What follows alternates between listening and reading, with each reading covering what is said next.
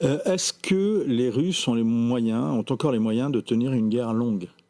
Alors c'est vraiment c'est une sacrée question d'actualité, parce qu'en fait elle répond indirectement au changement de posture de Poutine. Et c'est ça, c'est la partie faible, la partie haute. La partie faible de dire ils sont devenus tellement faibles qu'ils sont obligés de négocier, ils sont devenus tellement forts qu'ils peuvent négocier. Donc votre question viserait à dire qu'ils sont devenus relativement faibles, donc pour eux il y a urgence à négocier. Moi j'en suis pas sûr. Ouais. Pourquoi? Parce que je pense que l'économie de guerre russe, elle donne à fond. Premier point, donc c'est, je veux dire que c'est local.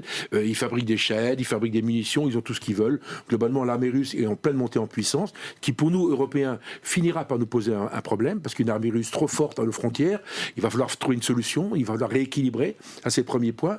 Le deuxième point, c'est qu'ils ont une profondeur stratégique grâce aux Chinois, qui est incroyable. On l'imagine pas, nous, en Europe. Mais en fait, la politique euro-asiatique qui a été mise en place par Poutine, elle porte ses fruits. Et on voit bien que les discussions, le 9 mai, la relation Xi Jinping et Poutine, elle est pas seulement paradoxale, elle est incroyable. Elle est fondamentale. Elle transforme totalement les rapports de force dans le monde. Vous avez trois grands dans le monde, les Américains, les Russes, les Chinois.